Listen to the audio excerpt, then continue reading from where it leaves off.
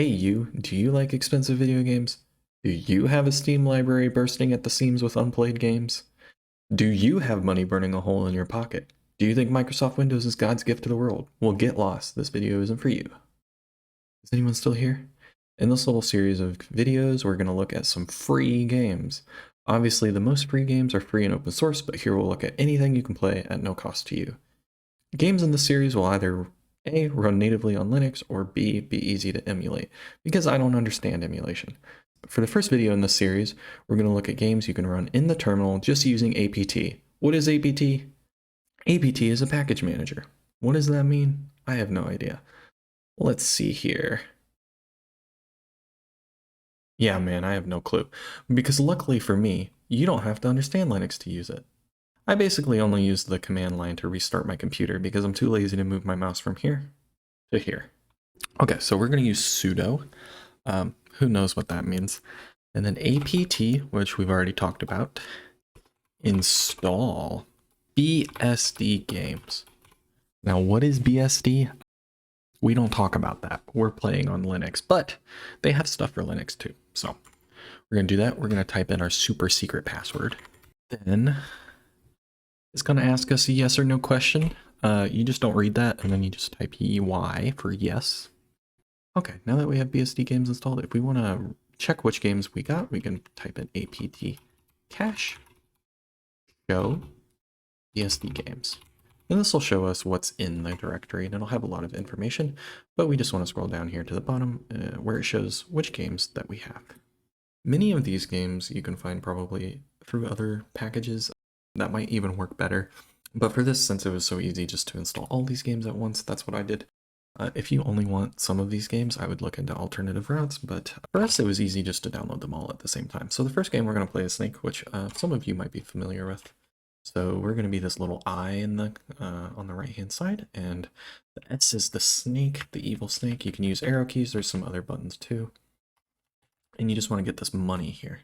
And the more money you get, you see you get a high score, and the snake starts to get hungrier, and it's going to try and get you.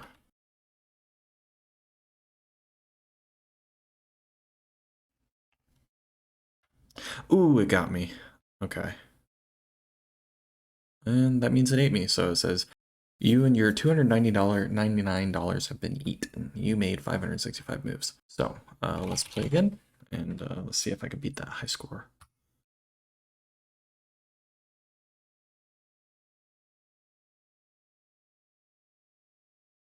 And it got me again. We're going to try and beat this record, though. Sankey is not how you spell it. Snake. Okay. I should also mention that you get to keep your high scores here, but if you get eaten, you don't get your record. So it really is a game where you're just trying to not only get the most money before you get eaten, you don't want to get eaten at all. Ah!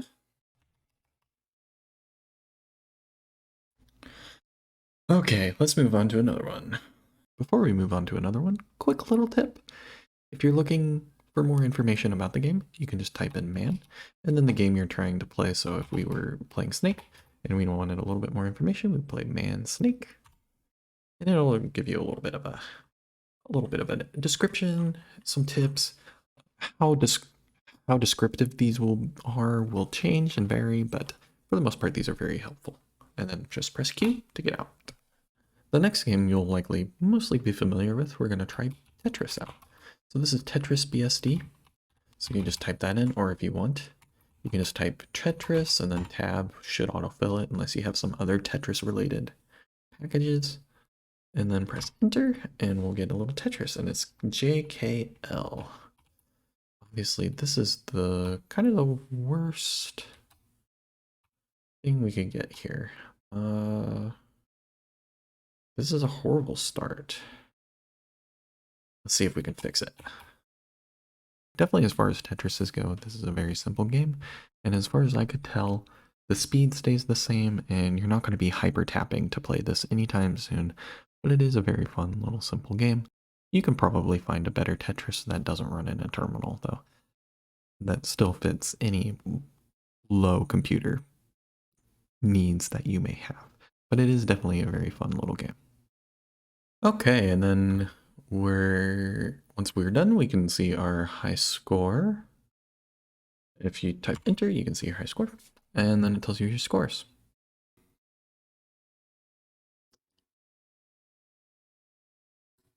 The last game we're going to look at from the BSD games today is going to be Trek, which is a Star Trek game. I think it's a remake from the original game, but the original game's from the 70s, I believe, and it's you're fighting against Klingons. I'm pretty sure that you need a PhD in computer science to understand this game, and math probably.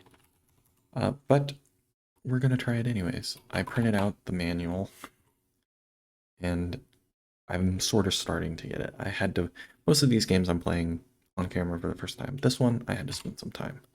So we were gonna want to start the game. We're gonna do a medium length game. When I'm doing a short length game, I run out of time to find the Klingons.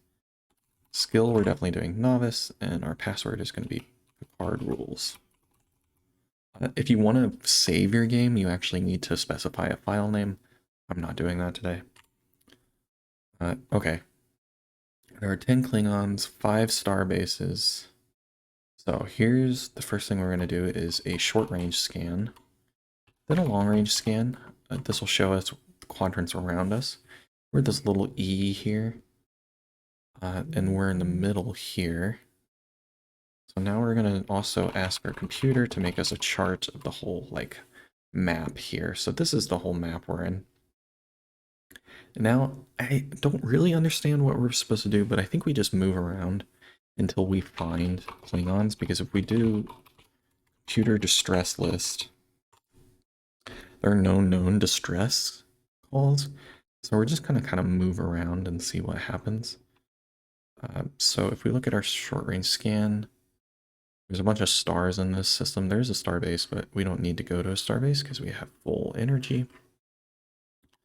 I'm going to lower my shields. I don't know if that's actually smart. But I don't see the reason to have them up when we don't have Klingons around. So we're going to lower my shields, and then we're just going to move around until we find some Klingons. To move, we'll do... There's a couple ways to move. I'm just going to do it the easy way, or I guess this is kind of the complicated way. But we're going to move, if we want to move to the left, let's see, 90, 180, 270. So we'll do 270 degrees, and we want to move 2 quadrants if we want to get to that starbase over there. We stopped at 6-2. Let's see, it looks like we got stopped at a star for some reason. There's a supernova in quadrant 7-3. So if you just wait some time, there will be supernova showing up. That happens a lot, so we can see where that is with computer chart. So the supernova is over here. Now we're over here, and we can see that there's a starbase just right there. So we can actually move there real quick. We'll move there 90.2. And now we're right next to it, so we can just dock at the starbase. And you see how we only have 4,400 energy. Now we can look. And we have 5,000, which is the full energy.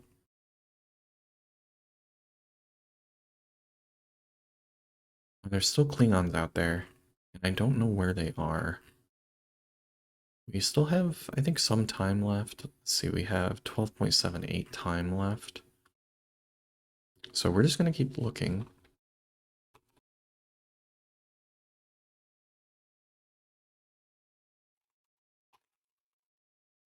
Ooh, okay, we finally found one. So here we move to quadrant 01. And I typed in long range scan. So this number here, the units digit is the number of stars in a system. The 0 here, the tens digit is the number of star bases. So this one has 1 star base and 2 stars.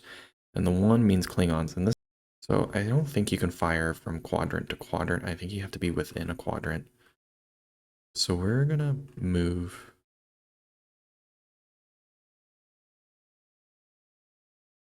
I would like to be in sector 07, quadrant 10. Okay, so we're gonna just have our computer do it for us. We want to be in sector 07, quadrant, what did I say? Sorry, no. We want to be in quadrant 1007. We're going to do that. So now we're going to do our short range scan because there's a Klingon right next to us. So we're going to need to fire our phasers. Or no, our shields are up, so we can't fire phasers actually. Okay, so to fire our torpedoes, I think you can have your computer do it as well, but we're just going to do it manually.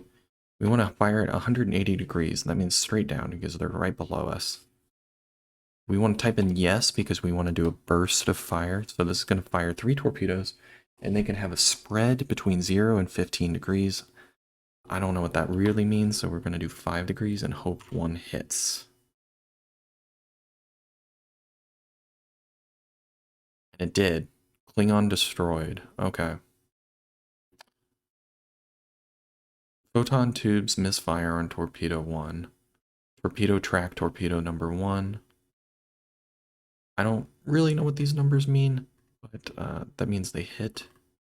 So we should be in the clear now. And if we check our status, we have quite a bit of energy left. 7 torpedoes, which I think we can restock. Our shields are good. There are still 9 Klingons.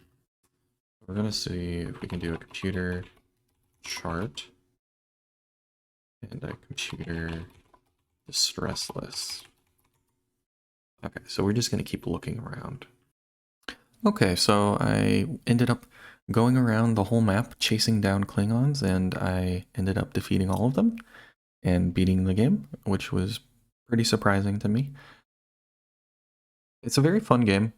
Definitely can get a little tedious because the Klingons will run away and then you have to chase them. It's also really annoying when you're navigating, and it's pretty common for like a star or a system of some sort to get in your way.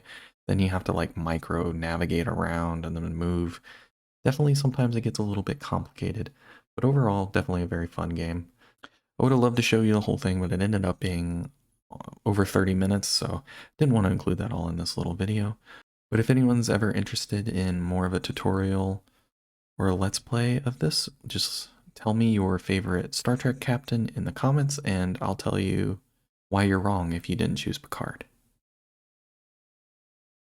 We're going to depart from BSD games for now, but if you'd like to see any more of these games played or go through any of them, let me know and maybe I could do a video going over all of them or just the more fun ones. Next, we're going to look at the little-known game of Pac-Man. No, not that Pac-Man. But first, I'd like to show you a little trick with APT cache again. So I knew I wanted to get this package called a Pac-Man 4 console, but I wanted to know a little bit more about it first, so I put APT cache and then show PKG. So it's a little bit different than the show function that we looked at earlier. And then Pac-Man 4 console. What did I do wrong? Oh, I forgot. Sometimes you'll type things wrong, but then it tells you, so that's nice. So we see here that it reverse depends on game's console, and I was a bit curious, like, what does that mean? So let's go ahead and apt cache. Gonna type it in wrong. No. This time we're going to use the show and then games console. And we'll see that it recommends and shows all these games, some of which you can find online, but others of these I did not see online. So if there are any games here that are interesting to you, you can look through this list. It's fun just to see like what you have, and then you can, like, if you're interested, what does robot finds kitten mean? You can do apt cache show again and robot finds kitten. It's a little bit easier than looking through the internet. Okay, so we're going to try Pac-Man for console. So to do that, I'll show you one more time. We're going to do sudo apt install Pac-Man for console. Back to full screen. Okay, now that we have Pac-Man installed, we can go ahead and play it. So we'll do Pac-Man for console. And sometimes you're going to have to adjust your size, so I'm guessing it's too small, so let's try that again.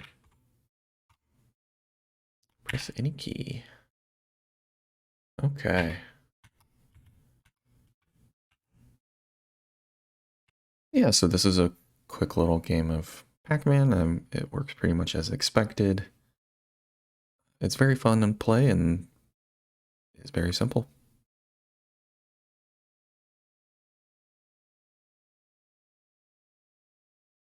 Okay, the last game we'll look at today is a very popular one called Moon Buggy. So to get this, we'll do sudo apt install and Moon Buggy.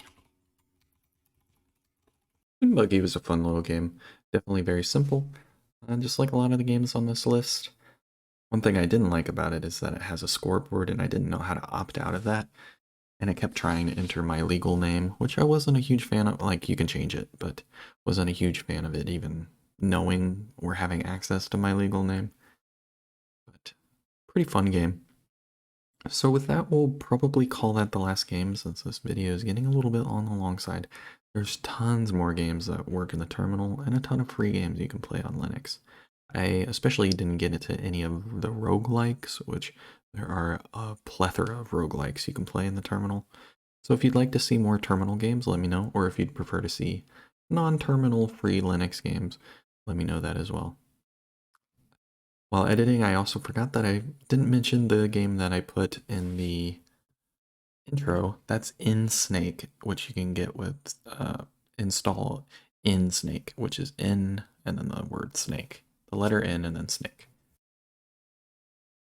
Yeah, that's everything for today. If any of these were good, let me know. And if you have any suggestions for next one, let me know as well.